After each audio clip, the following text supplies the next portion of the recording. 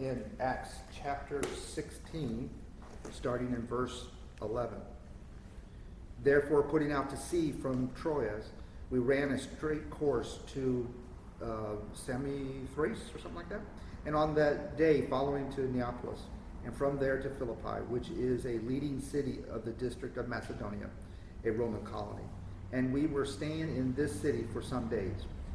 And on the Sabbath day, we went outside the gate to a riverside where we were supposing that there would be a place of prayer. And we sat down and began to speaking to the women who had assembled. And a certain woman named Lydia from the city of Thyatira, a seller of purple fabrics, a worshiper of God, was listening, and the Lord opened her heart to respond to the things spoken by Paul. And when she and her household had been baptized, she urged us, saying, "If you have judged me to be faithful to the Lord, come into my house and stay." And she prevailed upon us. I'm going to stop there because there's a major change in the storyline from that forward. So I just kind of want to talk about this stuff first. Okay, just kind of as a running start here.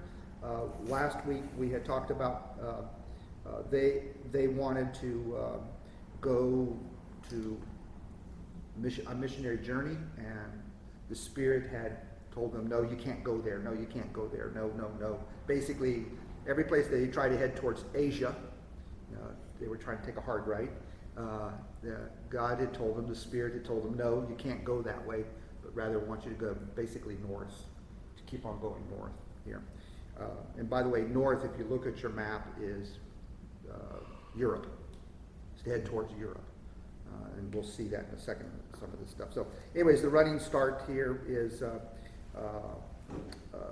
they had all these doors closed, but then there was this positive direction. He had a dream, Paul did, and we're going to head towards this way. And they sought counsel among each other, concluding which way we should go. Okay, and so in 11 to get this. Therefore, putting out to sea from Troas, we ran straight. So let's look at our Bibles that have the maps. So any real Bible has a map, right, on the back of it. There you go. Any real Bible. A real Bible, yeah. Not the electronic stuff. See, that's the problem with electronic Yeah, I'm stuff. stuck. Yeah, you're stuck. And mine it's got a title that says Paul's First and Second Journey, because it's kind of a map here kind of stuff. And just kind of lay it out. If you're looking at modern day things, you have Turkey, and then you have the split between the Aegean Sea and the Black Sea area, and then anything above that is Europe. That's what's classified as Europe above there. And if you look at where they were at, they were trying to get to. They were in Antioch. Remember, that's where they spent most of their time. The phrase. And they were first called Christians at Antioch. Yeah. So this is the Antioch. The city in Antioch. Right. And it's was it? Yeah, it's real close to it. So it's anyway basically about there-ish. So go north, go from Jerusalem straight up is Antioch. Or that's the Antioch, it's not the city. Correct. It's the regular Antioch. That's the regular Antioch. And there were a whole bunch of, and it's kind of like Springfield. How many cities are there in the United States that are called Springfield? Yeah, you just go a little to the west, there you see the other Antioch, the city in Antioch. Exactly. So you go from that area there, trying to get up to Troas and up that direction. So just kind of want to let you, it's kind of a northeastern kind of bent that way. And so that's where they were trying to get to, and well, anyway, I just want to give you the area that is in that area there. Okay.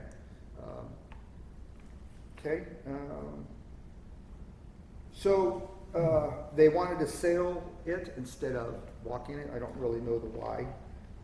We ran a straight course to it, but anyways, on the day following Neapolis, and this is verse 12, and from there to Philippi, which is the leading city. So they are technically in Europe now. And Philippi is in Europe. Okay. It is a Roman colony, it says, and we are staying in this city for some days. I did want to talk about, and I mentioned it last week, that I don't know what it is. Is it an adverb? Don't know what it is. We and they. Don't know what the English grammar naming of that word is. But anyways, you'll notice that it starts to talk to we. As I mentioned last week, that's because Luke, who's writing the book of Acts, is now with them in this part of the journey. So he's now part of the story. He's not telling the story from someone else's story, right? He's in this story here.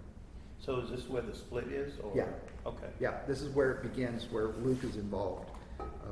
And it will go off a little bit later when Luke leaves and it becomes they again, but right now it's just the we. So why is that important? I don't know. I just thought that was important.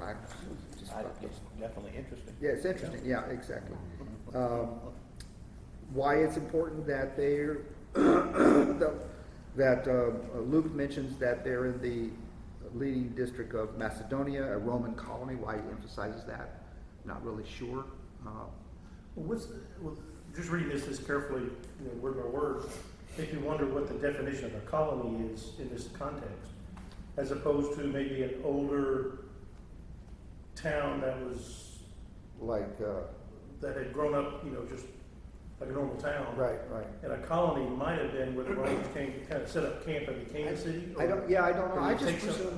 I just presumed it was something like where we have the word city, we have the word village, we have the word township.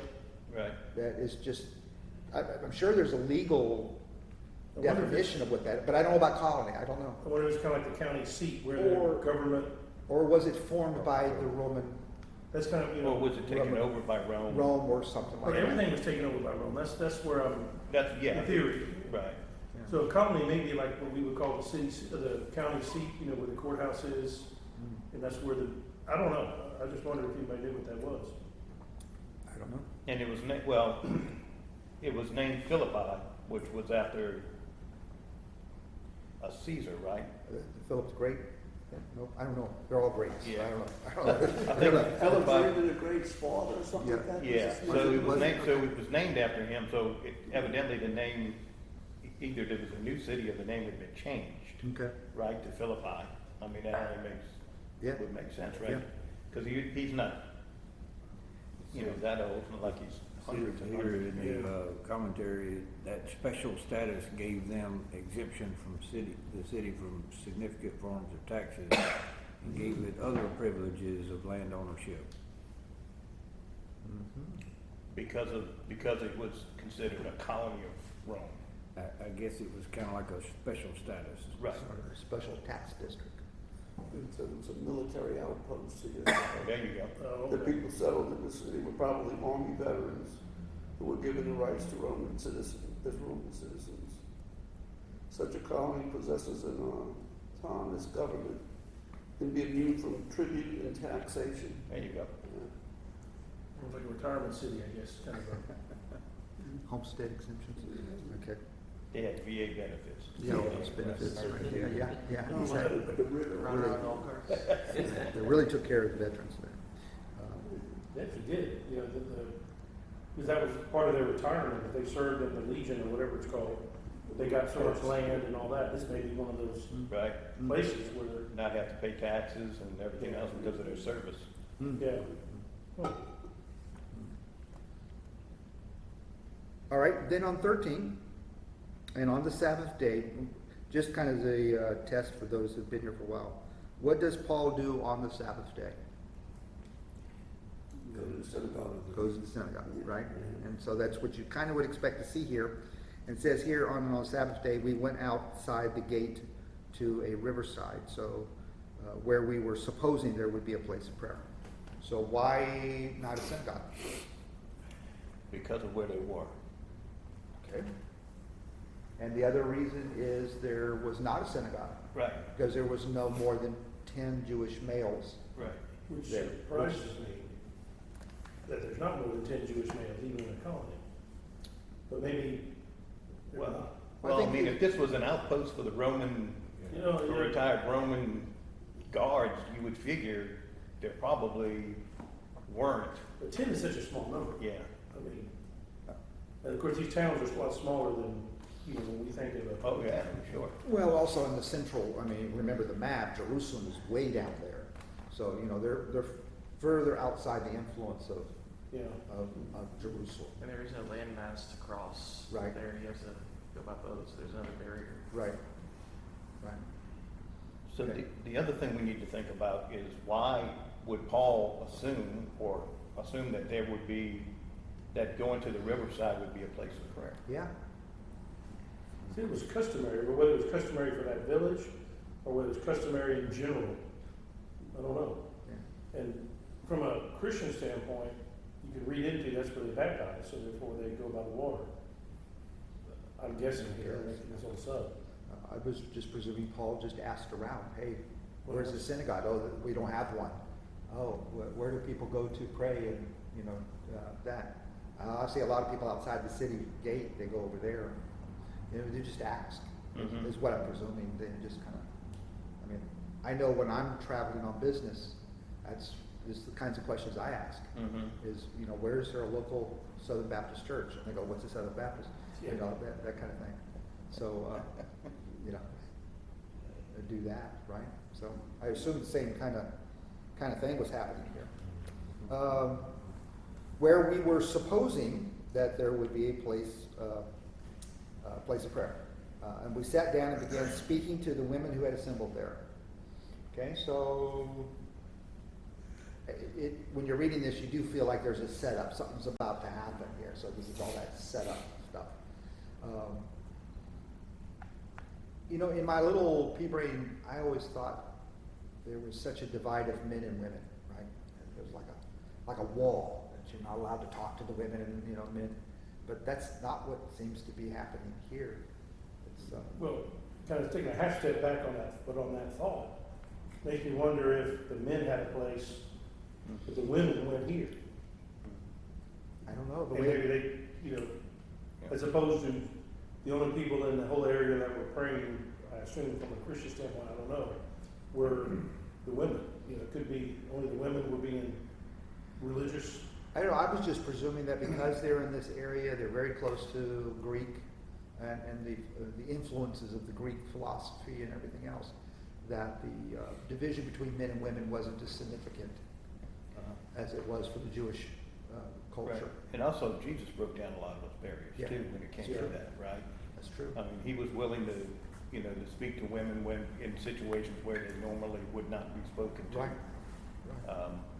And place them in positions that. Did the Jews, the divide you're talking about, like even the Wailing Wall now, they have Yeah. that wall. Right. Is it just around religious practices as opposed to No, social? it was social too, because that's why it was so significant about the women being witnesses to the resurrection, is Yeah. because, back then, it was said that, a witness of a woman, someone witnessing a woman, receiving the word, a woman witnessing something was no better than a dog. Yeah. That it really did, their witness didn't matter, so their position in society at that time was very, very insignificant. Yeah. So that, that wouldn't have mattered much. But there's this whole verse 11 through where we are right now, is all setting up. He set the scene, right? Of where they are, the colony they're in, what the people are like, Right. and everything. He's setting the whole scene For us. for us, what's about to happen. Right. Yeah. Exactly. Yeah. And so they just began speaking, just conversation, right? It wasn't a presentation. It wasn't a sermon. It wasn't someone reading from a pamphlet, the 4 laws of whatever, yeah, exactly, where you had a prepared evangelical speech that you were going to, cast on someone. It was just, how's the weather, and what do you guys do around here, that kind of, it's just a conversation going on. And I could well imagine in my little brain here thinking, then she would say, well, what are you guys doing here? Well, I'm glad you asked. Let me tell you. An open door of that way. So we went from a closed door to an open door. here. And there was a certain woman named Lydia from the city of Thyatira. I cannot say that word. I can read it, but I just can't say it. Thyatira. Okay, so I did a little bit of research about Lydia. Lo and behold, Lydia is Saint Lydia of Thyatira. I did not know that. She was the, well, I wouldn't say definitively, but they claim that she's the first Christian convert of Europe. What it is. The Catholics have made her a saint. She is the saint of whatever. I don't know too much more about that. Purple goods. Purple Yeah, goods. a purple, yeah. Yeah, purple dealer. She was a LSU fan. She was an LSU fan. I have some purple. I got some purple here for you. So obviously, Whatever the name of the town, is that nearby? Because she may not have lived in the colony. she did not live in Philippi. And that it may have area. been Right. a common river runs between them or something. If you, well, you don't see it here in the map. I was on the internet looking, and Thyatira is down closer to the that waterway that splits between the Aegean Sea and Black Sea. Down real close by there is where apparently she was from, because that's the way she's addressed. And most people back then were addressed by where they grew up at. Yeah. Or where But I they- wonder if she lived there, or that's just where her Well, I heritage tell is you from. what, all the commentators about that were all over the place saying, Yeah. well, obviously she was married and her husband died, and they're just making all this stuff up, Right. right? And so she moved to Philippi to do her business. Gonna move to town to sell her wares or whatever. Right, I don't know. It just not stated, so I don't want to go extra biblical out of this, right? And just stay within that. But some things I can glean out of that. Business owner, right? Seller of purple, right? Fabric, so she was a business owner. She was, at the very least, knew of God, knew there was a God, but hadn't heard the story of salvation. I mean, that's kind of what I'm getting at. A worshiper of God was listening, and the Lord opened her heart to respond to the things spoken by Paul. It may have been similar to, was it several chapters back, Cornelius? Yep. That, knew something about God enough to send his servant over to seek Right. somebody to come to tell him more. Right, exactly. So, what an open door. I mean, then here. Why does the name Thyatira sound so familiar? It doesn't. It doesn't to you? No? Really? Let's turn to Revelations chapter 2, 18. And I'm not sure how far down to read, Steve. When I say that, Steve always Okay. is fast on the finger. But before you get to that, let me get it here real quick. So it's a letter to the church of Thyatira. Yeah, see, you guys have a hard time with it too. Okay, I don't feel so bad about not being able to say it. So you ready? Yeah, 2:18. It's pretty long. Just stop at 19. Okay. And the angel of the church in Thyatira, and to the angel of the church in Thyatira, the words of the Son of God, or let me start over, to the church in Thyatira, write the words of the Son of God, who has eyes like a flame and whose feet are like burnished bronze. I know your works, your love, your faith, your service, your patience, endurance, and that you latter works exceed the first. But I have this against you, that you tolerate that woman Jezebel. Yeah, you can stop there. And so there was the writing, and that's why it was familiar to me, is because I'm not I a knew big that name. Revelation studier, so. And this verse here is going to be important because of what the next verses that we're not going to get to until next week are all about. We're going to start getting to that. We're going to start Just seeing go that. back 1 second. When it says, the very beginning of 18, to mine says, And to the angel of the church. Write this. And so he's in a But series he, of, He didn't have the word angel. Yeah, I on did, I just couldn't get my reading going. Oh, okay. yeah. I just wondered if there was a difference of Yeah. whether there was an angel or not. Also, just to let you know, in chapter 1 of Revelation, in 1:11, saying, write in a book what you see and send it to the 7 churches, to Ephesus and to Smyrna and to Pergamum and to Thyatira and to Sardis and so this is the list of that. So we know that is a significant place in the church, and some of the commentators talk that Lydia had gone over to Thyatira to preach the gospel there, not preach, but Right. to spread the gospel over there, and that those churches were started by her family, Wow. and the influence of that. Wow. So it was a significant thing here. It's not just one lady, boom, got converted, it's her family, hallelujah, praise the Lord, and that's the end of it. But there was a spread out effect Right. that happened from this one point here, which is what I find super significant Absolutely. with it here. But we don't know the timeline, whether the church was already, or whatever they called it in those days, were formed, or this was the first spark that started the Christian I think believers. she was the first convert. Yeah. Well, yeah, if you believe the. Yeah, the commentators, and so far that seems to be lining up. Okay. This is the You know, beginning of we that. were taught that too. That she was the first. You must have missed Sunday I school. must have missed that, I'm sorry. I know Lydia, but not, we didn't study, I don't recall the study of Thyatira, or however you say that. Okay, and in 15. That's West Bank. It's That was West Thyatira. Bank. And 15, and the result is, and when she and her household had been baptized, and by the way, great commentators have been, a great amount of talk about, was she married or not? Because it doesn't say her husband, doesn't mention.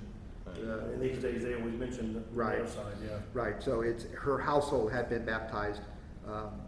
And then she says this phrase that I thought was kind of, I don't know, maybe it's the wording of the day.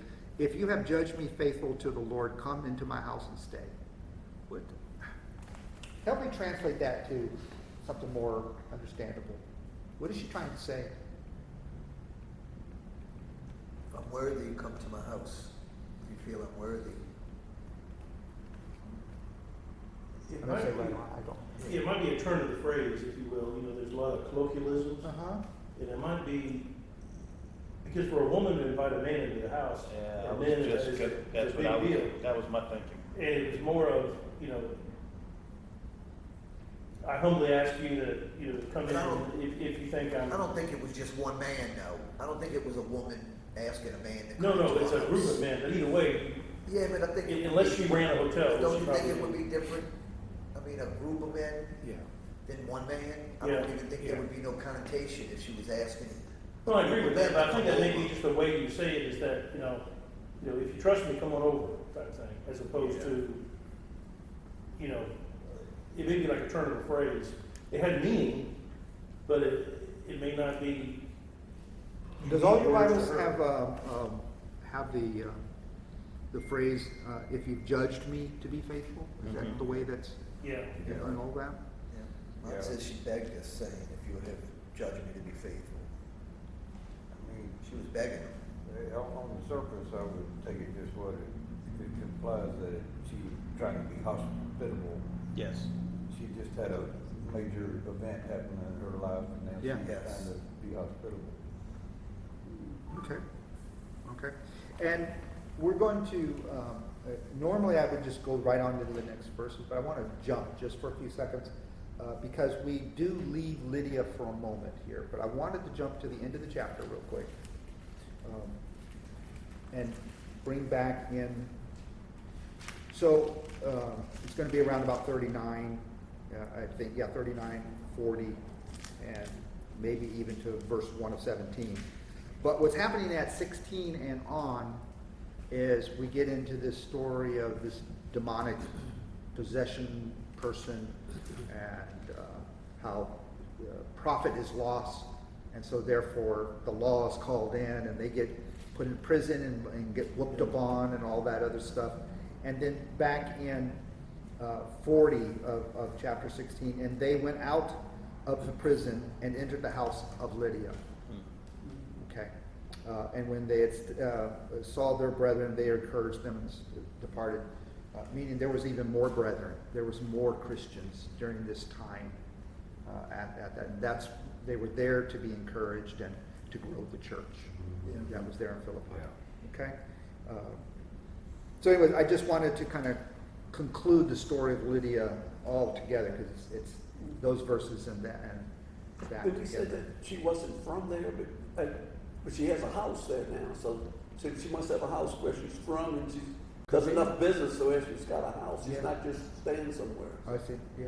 But I wonder if that, I mean, like, I would consider, I'm from Texas, but I hadn't been there, you know. Yeah. Same here. So it might be that, where she may not even live or have any relations Yeah. with people, but I mean, house back to Tyree.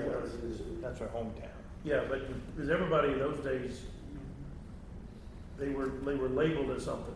Sure. Jesus of Nazareth, you know, Leonardo of Vinci, you know, these. Right. So that may be just the way that she was referred to, Lydia of Tyrea. So, the cool thing is here, so did God prevent them from going the way they wanted to go just so they could go towards where Lydia was? I think so.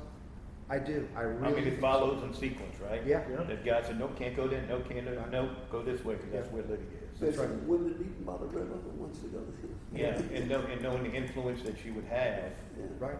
to the point where, I mean, she would start churches, Right. you know, and She may have spread had the her own gospel. churches in her home. Exactly. If we That's what it- think about it Yeah. for a moment personally, it could have been Lydia that is the reason why Howard Kearney is saved today. Yeah, I mean, that's Yeah. Because this is what started from there and on. You can spread in do it Europe. like that, Yeah. exactly. Went from Europe, and that's where my family is obviously trends that direction. So I just, you kind of think about it, it's like, yeah, it's a very strong possibility on it. Okay, because of time, we need to stop here. We get into Satan stuff next week. Okay. What are you guys praying for?